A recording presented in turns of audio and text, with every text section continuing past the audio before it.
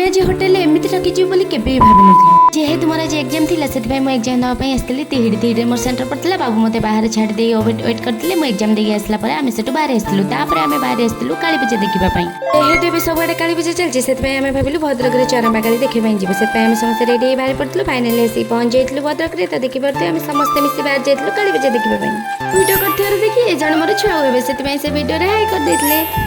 पूजा किसी समय बुलाबुली कला भोक लगी आमको से आम पलू भद्रक गोटे होटेल को खाइबा से होटेल वाला आमको पूरा लुटि नेले कहीं खाइबार किसी टेस्ट थिला ना सर्विसिंग भल थिला खाली बेकारटारे आम से पैसा देकिना खाइलु